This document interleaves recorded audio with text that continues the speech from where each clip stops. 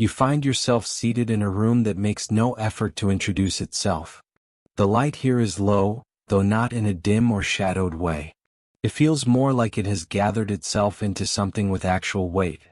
It pours in from no particular direction and simply settles on the worn wood of the floor, on the gentle arc of the wall, on your hands as they rest without moving.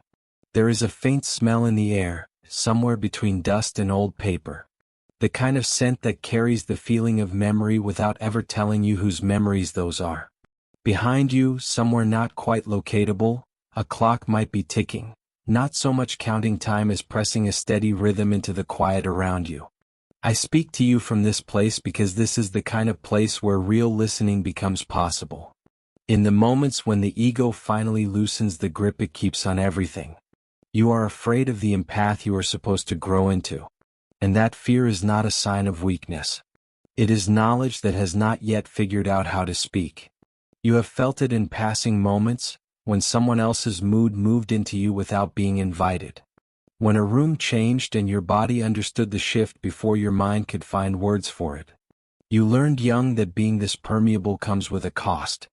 To feel things too deeply is to be laid bare. To read situations with too much accuracy is to risk ending up alone. So you learn to adjust. You built a version of yourself that could make it through the world among people who have no desire to be truly seen. And somewhere in that process, you learn to dial your sensitivity down just enough to stay within the range others found tolerable. But what you call empathy is not simply the ability to be kind or to know what to say when someone is hurting. It is something more like a psychological organ. It is perception that has not been softened by convenience. It is the ability to pick up on the underground movements of the unconscious inside yourself and inside the people around you. And because it moves downward rather than outward, it frightens the ego, which has learned to survive through clarity, borders, and the maintenance of control. The empath you are afraid to step into is not the soft-spoken listener you picture in your mind. It is the one who cannot go back to not seeing. There is a moment that tends to slip from memory. The moment this faculty first stirred awake. For some people, it happens in childhood, standing in a kitchen where the words being spoken are perfectly calm, but the air itself is wound-tight with everything no one is saying. The smell of something cooking or the sharp tang of soap fills the room and you know without being able to explain how that something is not right. Nobody thinks to ask what you are feeling. You are too small for that kind of conversation. So, music, instead you bring it inside yourself. Your body becomes a container. Your psyche teaches itself to carry contradictions without breaking. Love and threat find a way to arrive at the same moment, and the child makes a silent decision. If awareness is kept hidden, maybe connection can stay intact. From that moment forward, the shadow begins to take on its particular shape around the capacity for empathy. What you repress is not cruelty. It is perception. You push beneath the surface those parts of you that notice too much, feel too quickly, respond with too much depth. They do not disappear from that pushing. They go deeper. And in the dark of the unconscious they become denser. They develop something like a life of their own.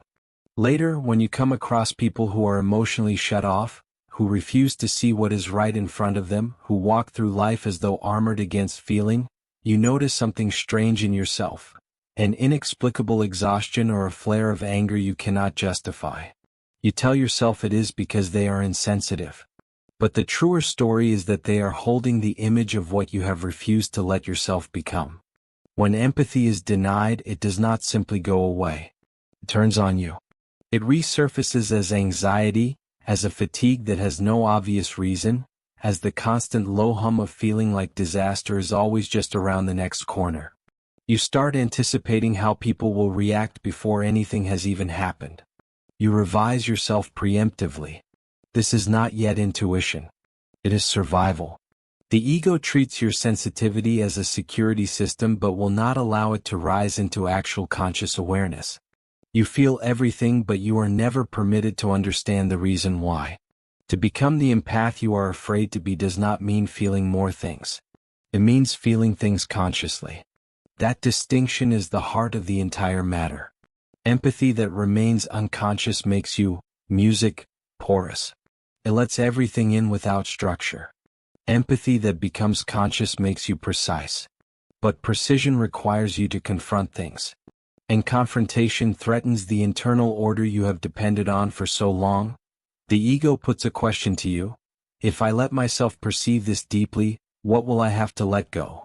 The answer is always the same. You will have to surrender the belief that you can belong equally everywhere.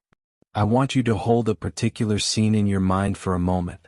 You are in a room with other people. It could be an office. It could be a family gathering. The setting matters less than the feeling of it. Light bounces off glass or something polished. There is laughter in the room, but it comes just a half beat too late to feel completely real. Someone is speaking and their words are considerate, even generous. But underneath those words, something is pulling away. Your chest goes tight. Your breath becomes a little shorter. You feel the familiar push to smooth things over, to step in, to translate what no one has said aloud into something that everyone can live with. This impulse feels like the right thing to do, but it is not moral. It is psychological. You are trying to repair the collective unconscious of the entire room so that nobody has to face what is actually happening in it. If you follow that impulse without questioning it, you begin to disappear inside the role. You become the mediator, the one who absorbs, the carrier of everything others will not pick up. This is what happens to empathy that has never been woven back into the self. It becomes a form of labor without any sovereignty behind it. And somewhere beneath all of that, a quieter voice starts to push through. A voice you are not particularly eager to hear asks, "Why is it always me who understands? Why does no one come to where I actually am?" This is not a complaint rising up inside you. It is the psyche signaling that something is out of balance. Empathy without limits is a way of erasing yourself. But limits without empathy leave the inner world sterile and cold. The self needs both to function. Individuation does not ask you to cut away your sensitivity. What it asks is that you give it some form. You are afraid that if you let yourself be fully empathic, it will swallow you. But that fear belongs to an earlier chapter of your life, when you genuinely had no alternative but to absorb. The adult psyche has more tools available to it. It can reflect. It can use symbol. It can draw distinctions. But all of those capacities stay asleep so long as empathy remains unconscious. Bringing it into awareness means moving it from the shadow and into actual relationship with the ego. And the ego resists that move because it has learned from long experience that clarity tends to cost you love. Think about how often you have chosen confusion over the discomfort of a confrontation. How many times you have quietly told yourself that your read of a situation was probably wrong, even when everything you sensed was grounded and accurate. That self-doubt is not modesty. It is a private agreement you made somewhere along the way.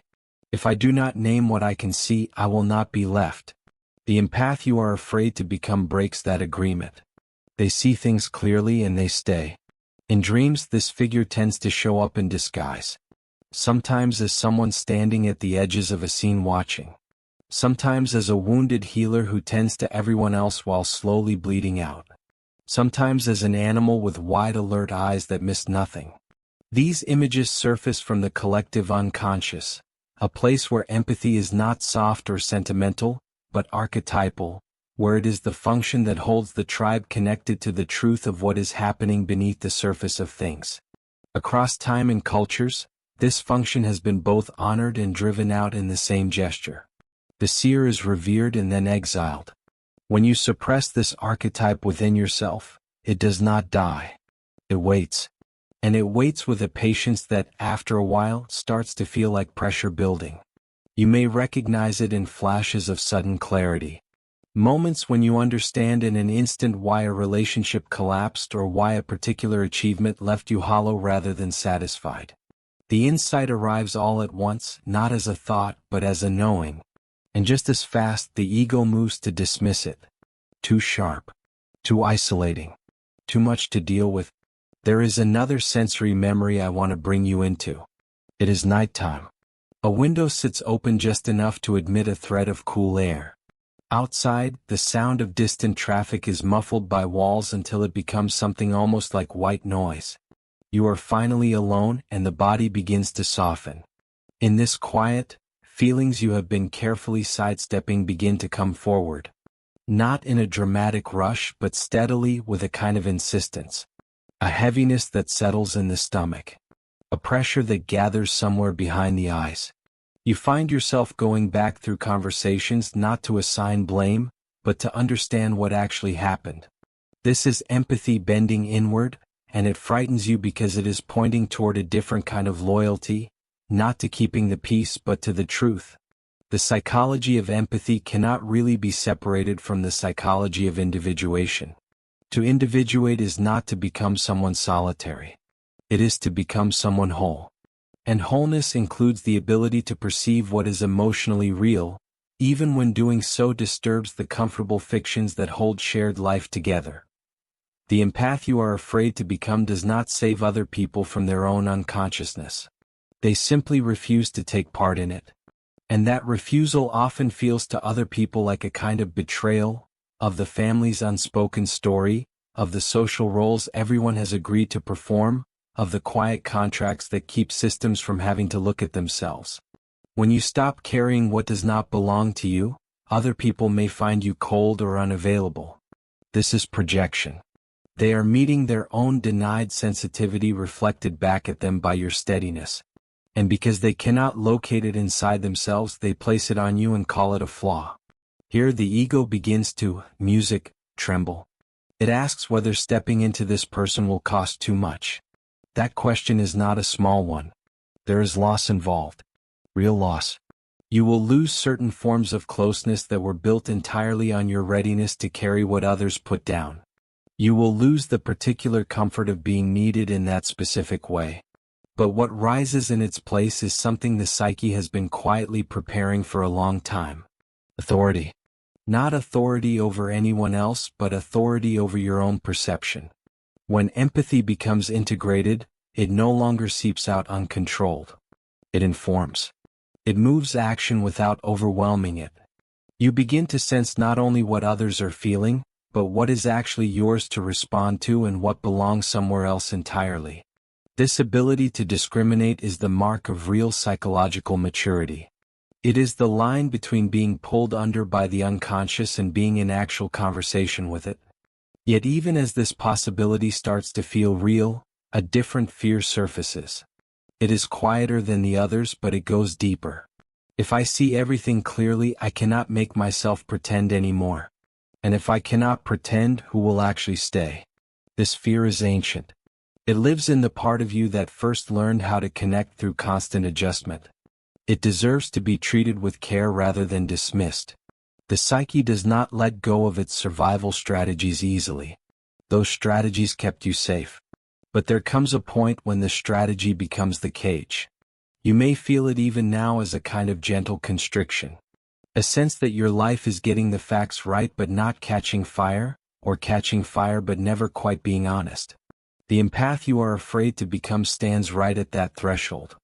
Not demanding that you leap. Only asking that you stay present as the ground beneath you begins to shift. In analysis, resistance tends to appear at exactly this point. The person understands enough to move but does not yet trust whatever comes after the move. And so the psyche cycles.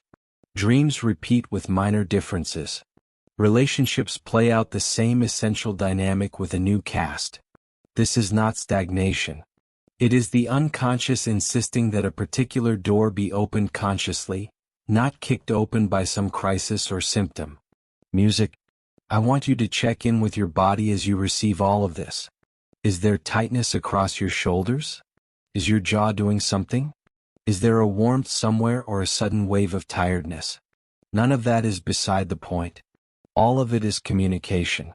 Empathy lives in the body long before it ever becomes a coherent thought. To become the empath you are afraid to be, you must begin by letting those signals exist without immediately converting them into some kind of action. This is where a lot of people get the task wrong. They believe empathy is fundamentally about doing something in response. But really what it demands is containment, to hold what you have perceived without rushing toward resolution. That capacity is what transforms empathy from an open wound into an actual function of the self. As that containment strengthens, something you would not necessarily have predicted begins to happen.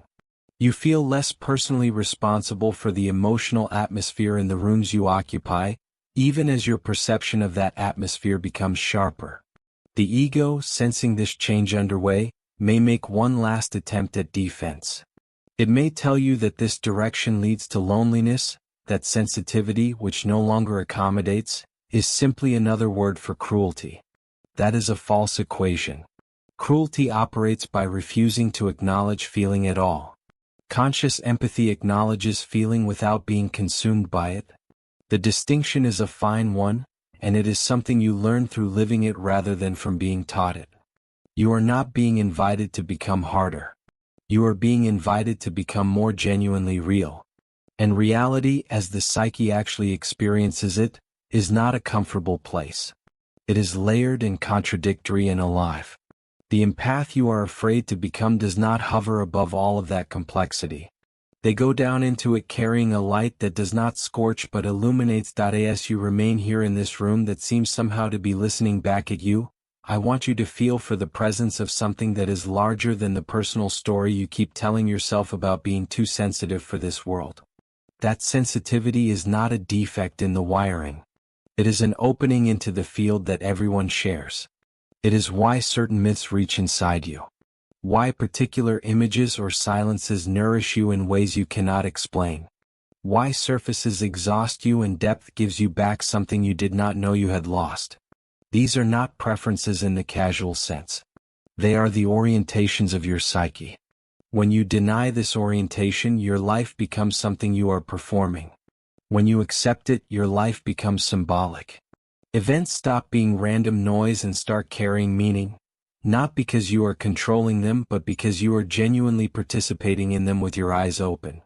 This does not shift all at once. It unfolds in an uneven way, in fits and starts, as the ego gradually learns to trust a center of gravity that is wider than itself. There will be times when you slide back, when the old pull to absorb everything returns with surprising force.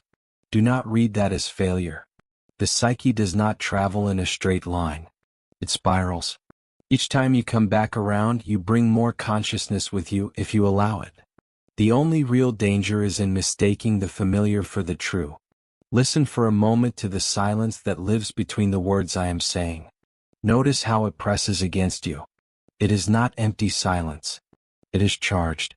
This is the quality of space in which the empath you are afraid to become already exists. Not waiting for your permission but waiting to be recognized. And as you begin to recognize it, not as a role you might take on, but as a function of your deepest nature, you may find a quiet grief rising. A mourning for all the years you spent not trusting this capacity, for all the times you turned away from your own knowing because honoring it seemed like it would break something important, and this grief, if you allow it to move through you without standing in judgment over it, opens into something different. Something calmer and more stable underneath, as if a deeper layer of the psyche is getting ready to speak, not only in images or in physical sensation, but in a form of understanding that has not yet found its words. As that understanding slowly gathers itself, it begins to change things. The way you listen starts to feel different. The way you hold yourself in a room with other people shifts. The way you move around inside your own interior landscape begins to feel less like trespassing. And just as you sense this shift taking shape inside you before it can quite name itself, before it settles into anything recognizable or comfortable, it pauses, hovering right at the edge of consciousness, not asking to be grabbed hold of, but to be stayed with, to be breathed with, as whatever comes next in this transformation begins slowly to reveal itself. You remain inside that hovering sensation, holding back the urge to name it before it is ready, because the psyche has its own pace, and it retreats the moment it feels rushed. In this pause, something important happens. Anyway, you begin to notice that the fear you have been carrying is no longer coming in sharp, hard edges. It has softened into something more like vigilance. Fear wants movement to stop. Vigilance watches movement and learns from it. That transformation, small as it may seem, is already significant. The empath you are afraid to become is not born from a surplus of feeling. It is born from attention that has been refined. Attention that does not dissolve into the other person and does not pull back into numbness. Attention that simply stays. That staying is the hardest thing for a psyche that was trained to survive by making itself disappear. To stay present when another person's pain surfaces without dissolving inside it. To stay present when hostility rises from someone else without reaching too quickly for a defense. To stay present when your own clearest perceptions seem to be pushing you toward a loneliness you did not ask for. You have confused empathy with merger because that is how it first made itself known in your life. As a child, you had no way to separate what you felt from what the room was feeling. Taking it all inside was safer than naming it. The adult psyche has to unlearn that equation. Empathy does not require you to become the same substance as someone else's experience. It requires containment. And containment is not a wall that keeps things out. It is a vessel that holds them. Think of the dream image that sometimes appears at this stage. A cup, a bowl, a well, something that holds things without letting them spill. The unconscious reaches for these forms when the psyche is ready to reshape receptivity into something with actual structure. Without structure, sensitivity turns to chaos. Too much structure and it calcifies into rigidity. What the self searches for is the middle passage, where feeling can be held by form without being crushed by it. This is why becoming the empath you are afraid to be so often runs alongside a subtle but real strengthening of the ego, not a dismantling of it. A weak ego uses empathy as a way to vanish. A strong ego uses empathy to find its bearings inside complexity. The fear you carry is not really fear of empathy itself. It is fear of the kind of ego you will need to develop in order to actually hold it. Notice how this pushes back against the story you may have been telling yourself for years. Perhaps you believed that growth meant opening yourself wider, yielding more, becoming softer. What is actually required here is density. Wait. The ability to stay in your own shape while impressions pass through you. This is why many people who feel the world with unusual intensity find themselves drawn, almost paradoxically, to practices that look rigid from the outside. They are not chasing control. They are looking for containment. Here is another scene quieter than the rest. Morning light enters at an angle, catching all the floating dust in the air and making it visible. You are alone. Perhaps you have something warm in your hands, a cup with steam rising from it, carrying a hint of bitterness. In this stillness, you are not taking in anyone else's experience. You are simply here. And in that simple presence you notice something you were not expecting. Your empathy does not feel heavy right now. It feels clear. It is no longer dragging you outward without your consent. It rests inside you, present and available but not frantic. This is the psychological difference between empathy that remains unconscious and empathy that has been brought into the light. One pulls. The other waits. And waiting is itself an act of trust. Trust that not every feeling demands immediate action. Trust that meaning will show itself when it has been given enough room. Trust that your perception is not working against you. It is an instrument in your service. But here the shadow returns, this time wearing a subtler face. You may begin to grow impatient with those who do not have this awareness. You may notice a creeping sense of irritation at people's defenses, their refusals to acknowledge what seems obvious, their apparent comfort inside emotional blindness. This impatience is the shadow side of empathy. It is sensitivity turning itself into a form of superiority. If it goes unexamined, it closes the heart and seals the psyche inside a different kind of isolation. The work is not to position yourself above others. It is to stand level with reality as it actually is.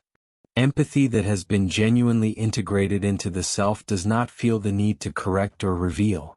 It understands that people defend themselves for reasons. No one builds walls out of weakness alone. They build them because something inside them could not have survived without that protection. When you truly arrive at that understanding, compassion becomes something deeper without crossing over into permissiveness. There is a moment, often missed, when the empath begins to grow quiet, not as a withdrawal from others, but as a withdrawal from unnecessary participation in things that have no real call for them. You say less, not because there is nothing to say, but because you no longer feel the pull to convert yourself into a language that has no capacity to receive you. Silence becomes a way of honoring something, both your own interiority and the reality of what the other person can and cannot hold. This silence can feel frightening at first. It wears the clothes of abandonment, but it is not the silence of rejection. It is the silence of alignment. You are no longer broadcasting your energy in every direction, attempting to hold the psychic balance of every person in the room. You begin to allow imbalance to simply be. This is an enormous internal shift. It marks the point where empathy stops being something reactive and starts becoming something that observes. Inside the inner dialogue, a new voice begins to take shape, quieter than the old self-doubt, steadier than the old undercurrent of anxiety. I can see this clearly, and it is not mine to fix. If that sentence ever forms fully inside you, it signals a genuine reorganization of the psyche. The ego is no longer a slave to perception. And perception is no longer exiled to the dark.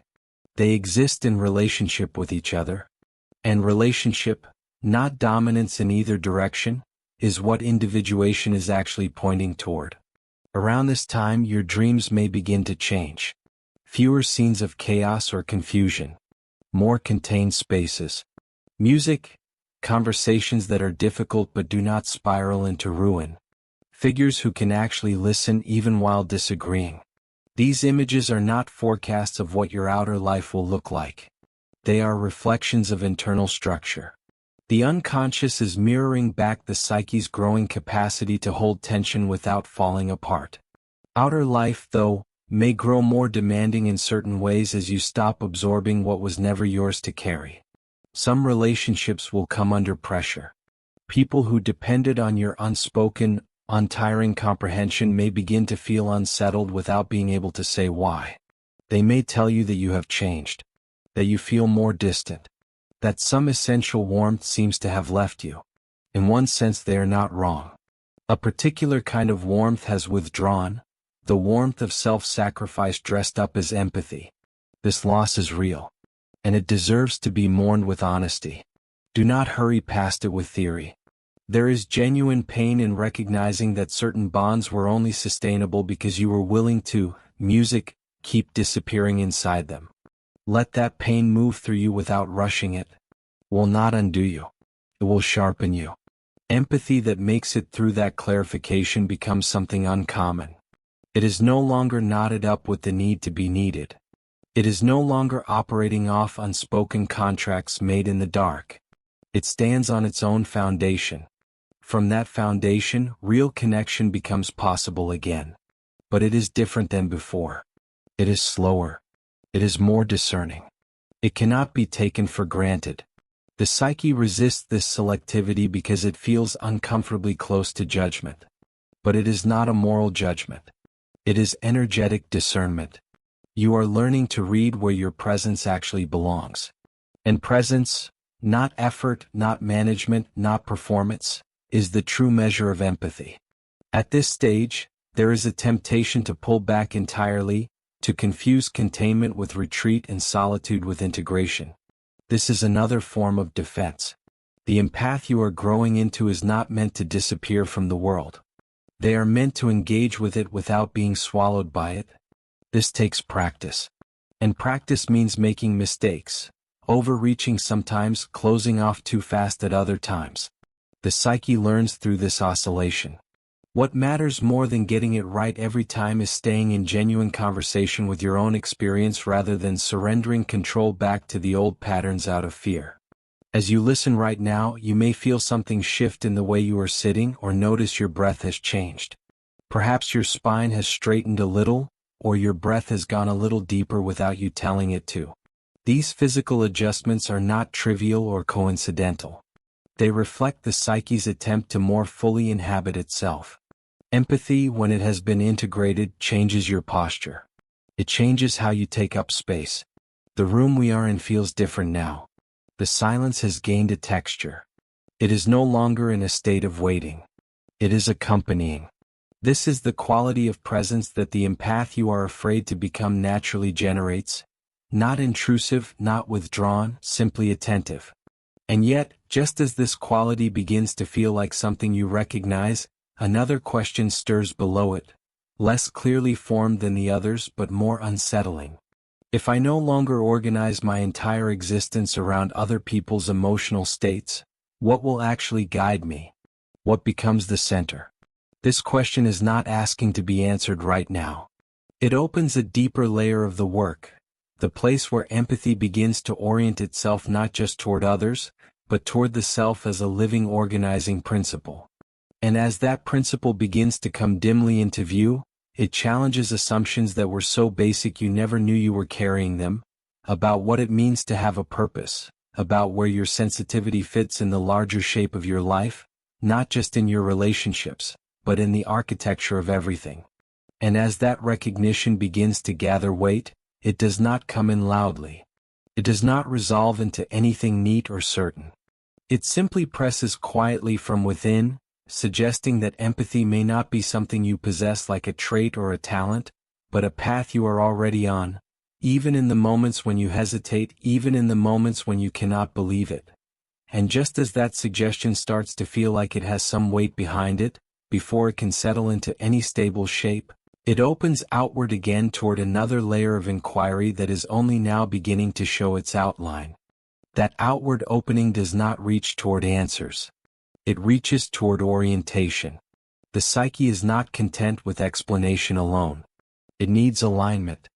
When empathy begins to orient itself toward the self rather than toward the emotional demands of everything and everyone around it, something quietly reverses. You feel less pulled by the surface of what is happening and more guided by something that does not announce itself.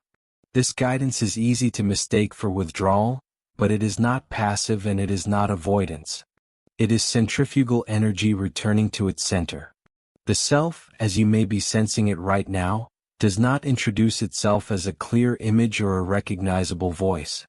It presents itself first as gravity. Certain situations feel heavy in a way that tells you something. Others feel unexpectedly light. Certain conversations leave you less depleted than they used to, not because they have become easier but because you are no longer spending yourself negotiating your right to exist inside them. You stand where you stand. This is not indifference. It is placement.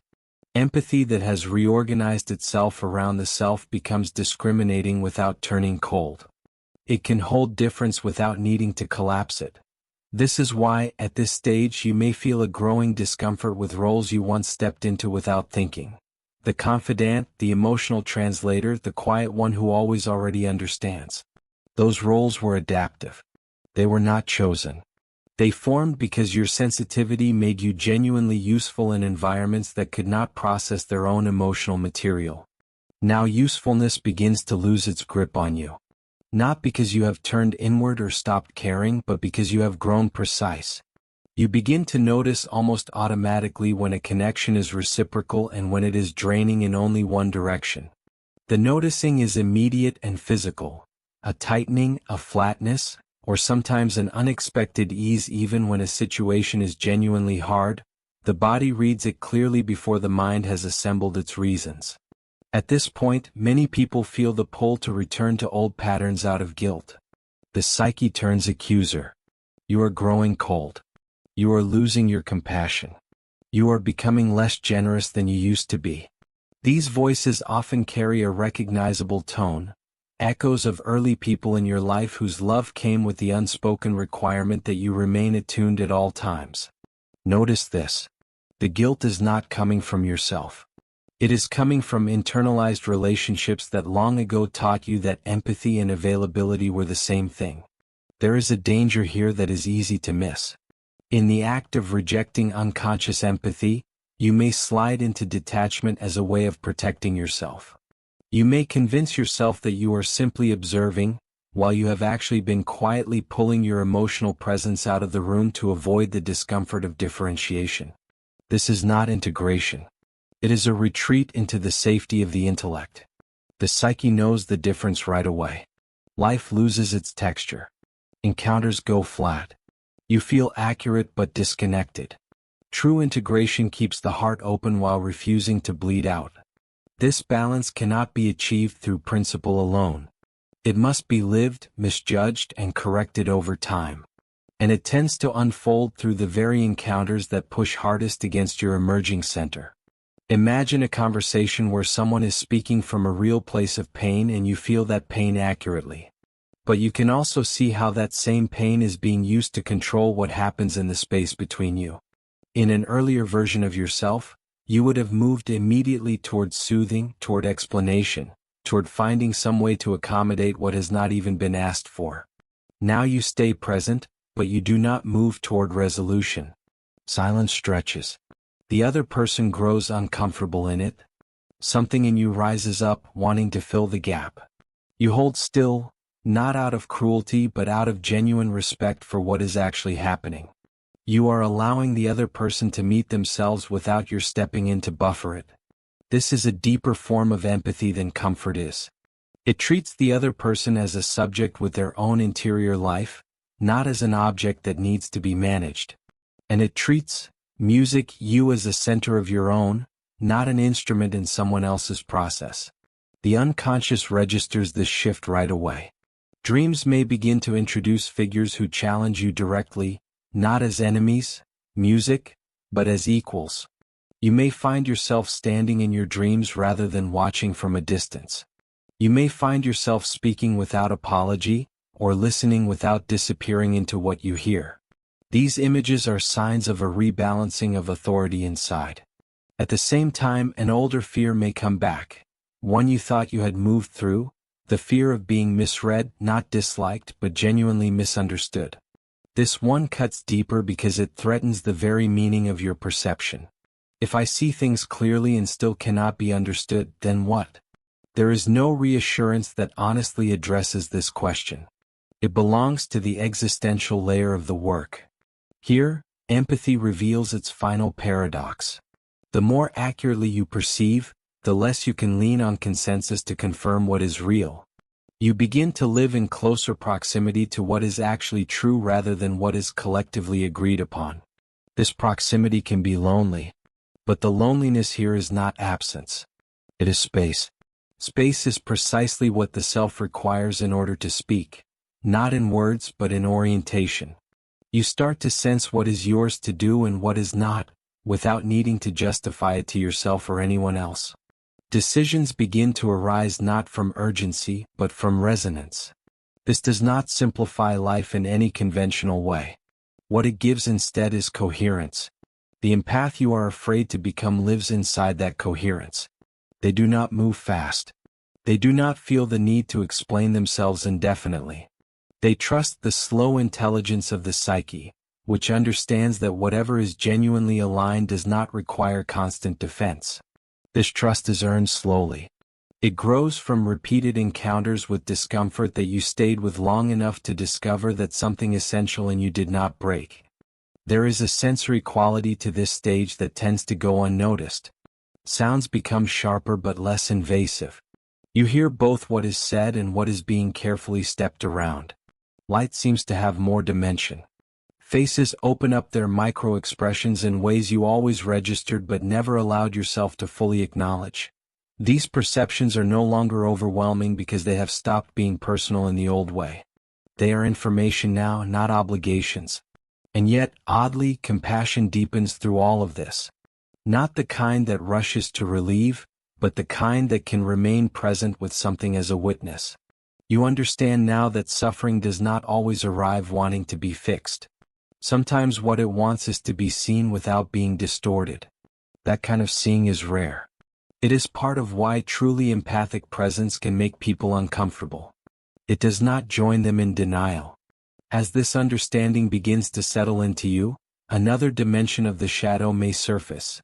Resentment not toward anyone else but toward yourself for all the years you turned against your own perception. This can arrive with surprising sharpness.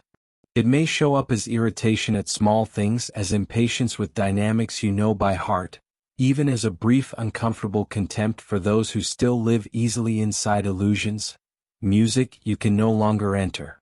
Do not rush to moralize this reaction. It is part of the reckoning. The psyche is recalibrating its relationship to its own history. Let the anger speak inwardly rather than outwardly. Listen to what it is protecting. Beneath it, there is almost always grief for a life lived too carefully, too sideways, too adjusted. This grief is not self-indulgence. It is restorative when it is allowed to move through rather than stagnate inside you. It leaves something clarifying behind. You no longer need to argue for the legitimacy of your sensitivity. You no longer look for permission to perceive. This is where empathy stops being an identity you carry and becomes a function you exercise. You are not an empath as a category of person. You are a person whose perception naturally includes emotional reality as part of the full field of what is knowable. From this place, you may begin to notice something shifting in how you relate to conflict. You no longer avoid it, but you no longer dramatize it either. You can sense when engaging will genuinely deepen understanding and when it will only drive both sides further into their existing positions. You make that choice accordingly. This is not social strategy. It is instinct that has been refined. The psyche, sensing this maturation, starts offering new images. You may dream of standing at a threshold that is not locked but simply asks you to wait, or of carrying a light that does not illuminate everything at once, only what is directly in front of you. These symbols speak to a trust and partial knowing. Empathy no longer requires total comprehension. It respects what it cannot see. And this respect is not peripheral. Without it, empathy overreaches and becomes intrusive. With it, empathy becomes genuinely ethical. You understand now that not every perception needs to be spoken aloud, and not everything you feel needs to be shared.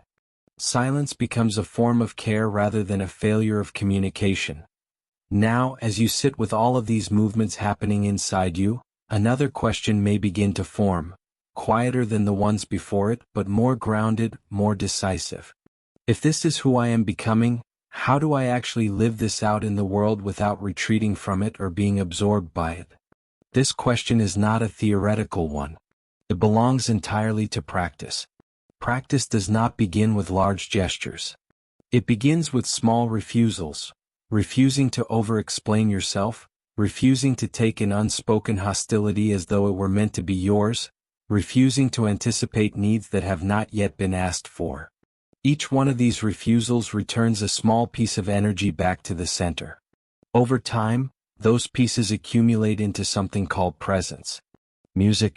Presence changes the way other people respond to you, often before they understand what they are responding to. Some will lean toward you, sensing something that has been grounded in itself. Others will pull back, suddenly aware of something they do not want mirrored back at them.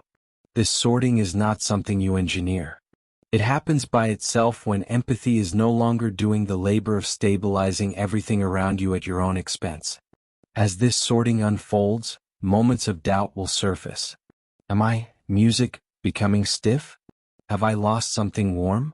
These doubts deserve attention, but they do not deserve to be obeyed.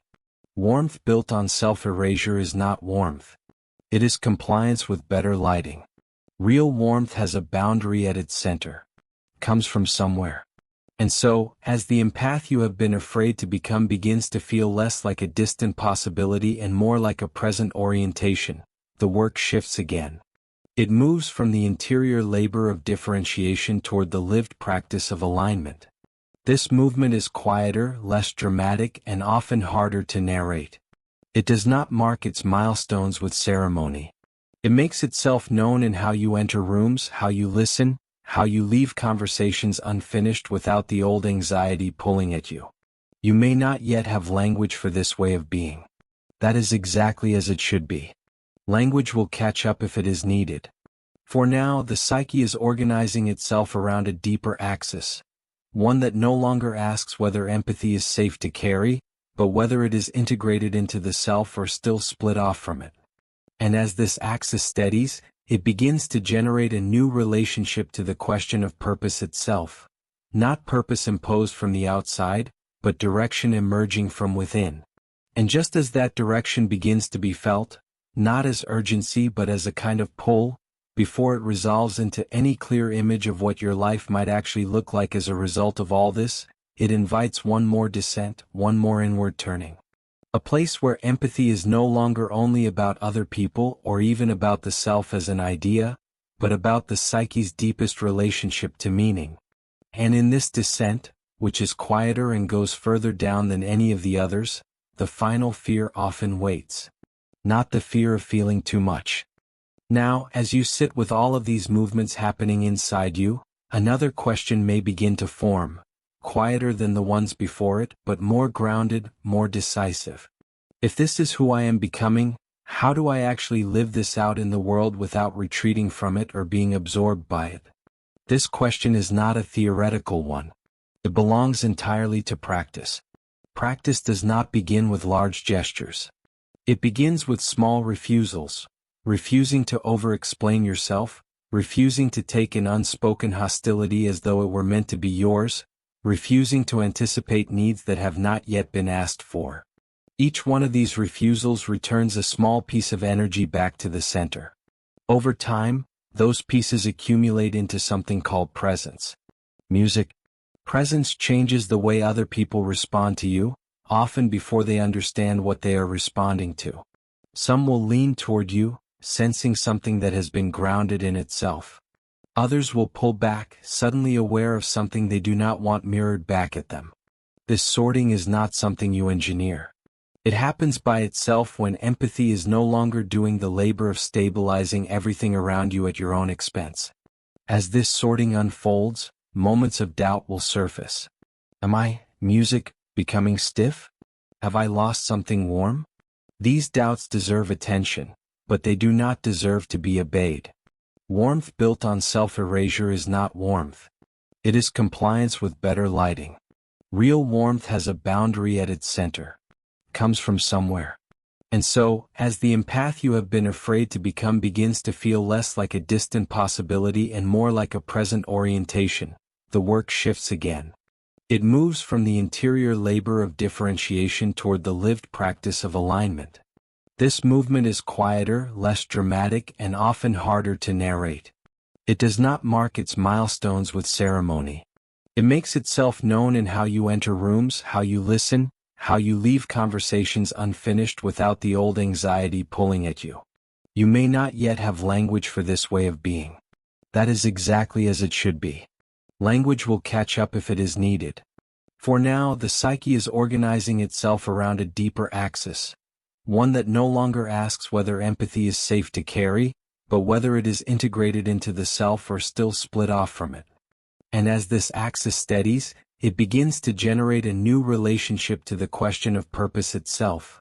Not purpose imposed from the outside, but direction emerging from within. And just as that direction begins to be felt, not as urgency but as a kind of pull, before it resolves into any clear image of what your life might actually look like as a result of all this, it invites one more descent, one more inward turning. A place where empathy is no longer only about other people or even about the self as an idea, but about the psyche's deepest relationship to meaning. And in this descent, which is quieter and goes further down than any of the others, the final fear often waits. Not the fear of feeling too much. The fear of allowing your perception to determine the actual shape of your life. A fear that stirs right now, asking to be met. That final fear does not come in the form of panic. It comes in the form of hesitation. A subtle pause right at the moment when action would naturally follow from insight. You sense the direction, but something in you lingers as though waiting for a signal from outside that has never actually existed.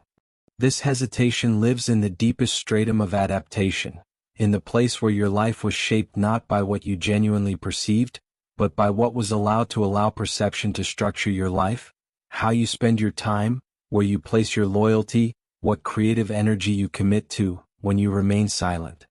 To allow perception to structure your life is the final threshold of empathy. Up to this point, empathy has done its work on your inner world, on your relationships, on the way you carry yourself in the presence of others. Now it asks something more far-reaching. It asks whether you will let it determine the actual direction of the life you are living. This is where empathy stops being only a psychological matter and becomes existential. The psyche knows this cost at an instinctive, music, level. It understands that if you follow what you genuinely perceive, certain paths will close behind you. Certain versions of yourself will no longer be viable. You may feel this as a quiet mourning for futures you once saw yourself moving toward, futures that were built on accommodation rather than on actual alignment. This mourning is not misplaced. It is the psyche withdrawing its investment from lives that were never fully yours to begin with. At this stage, a certain dream often appears, leaving a familiar place without any drama attached to it. No one is chasing you. Nothing is collapsing. There is simply a departure. You pack without excess. You know what you are bringing. You know what you are leaving behind. When you wake, the feeling clings, not with sadness exactly but with gravity. The unconscious has already accepted the necessity of the movement, even while the ego is still gathering its courage. Empathy, when it is fully integrated, does not ask you to give yourself up for others. It does not license you to be indifferent to them either. It asks you to become answerable to what you know. This answerability is quiet. It does not audition for validation. It does not pre-justify itself. It moves when moving is true and rests when resting is true. At this depth, the old fear comes back one final time, but transformed into something recognizable in a different way. If I live this way, will I still be loved? The psyche does not answer this question directly because the question as formed is not quite right. Love that requires you to remain blind is not love. It is dependency with a familiar face. Love that holds its ground when you become clearer is rarer. But it is real. And real love does not ask you to remove your own perception in order to stay. You may find now that your empathy has a different quality to it. It is less emotionally turbulent and something closer to luminous. The world will not immediately reward this. In fact, it may barely seem to notice. But the psyche does not measure things by how much recognition they attract. It measures by coherence. And coherence, music, generates a kind of strength that is quietly distinct, something others register even when they have no word for it. This is why the empath you have been afraid to become is sometimes experienced by other people as faintly intimidating. Music, not because they are trying to dominate anything, but because they do not yield where yielding would mean betraying what is real. They do not argue with illusion. They simply do not make their home there. And that absence can feel, to those who depend on shared unreality, very much like judgment.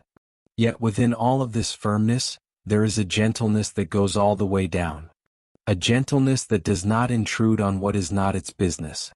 A gentleness that gives other people their own pace, their own protective layers, their own time to wake or refuse to.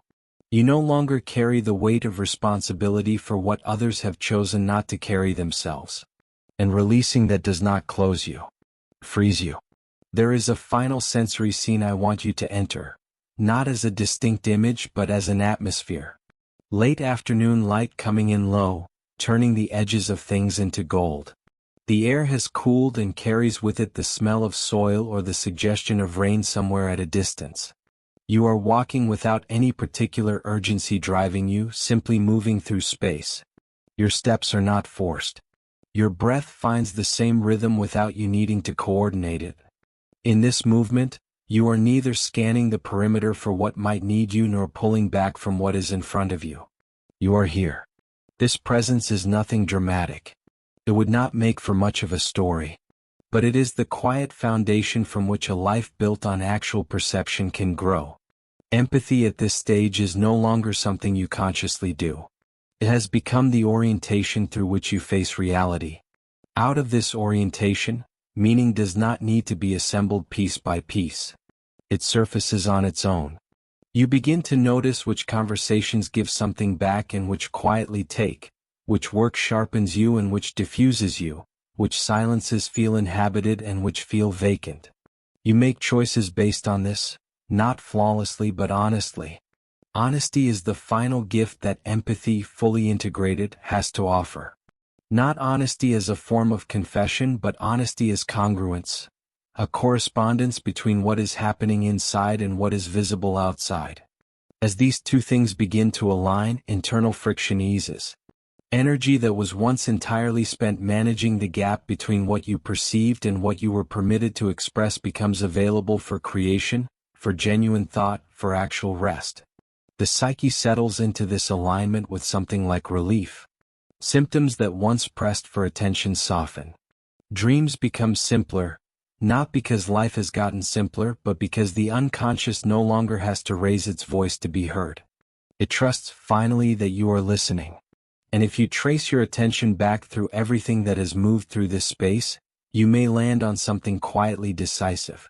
The empath you were afraid to become is not some future version of yourself waiting at a safe distance to emerge. It is the organizing principle that has been attempting to orient your life all along. The fear was never about becoming something new. It was about finally stopping the betrayal of what was already true. There is no final instruction to offer. There is no technique, no guarantee, no promise of arrival. The psyche does not work inside those terms.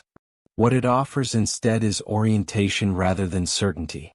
What remains for you is a simple, genuinely difficult fidelity, to notice what you notice, to feel what you feel without shattering, to act where the action actually belongs to you, and to hold still where it does not. This fidelity will not make you easy to be around for everyone. It will not build a wall between you and loss. But it will offer something more enduring than approval. It will give you a continuity inside yourself, a quality of living your particular life from the inside of it, rather than negotiating it from its edges. The room grows quieter now, not because the words are over, but because words are no longer the most important thing here. What matters has already begun to move in you beneath thought, beneath the stories you have attached to your identity, inside the slow intelligence that has always known how to find its way if you let it. And as you remain with that intelligence, not rushing to name it, not reaching to possess it, simply letting it settle into the very texture of your being, you may find that the fear which once stood guard at the threshold is no longer blocking the passage. It steps to the side, having transformed itself into something more useful, attentiveness. And you step forward, not into certainty but into coherence, carrying with you a form of empathy that no longer has to ask whether it is safe to exist, because it has finally found its place at the very center of who you are.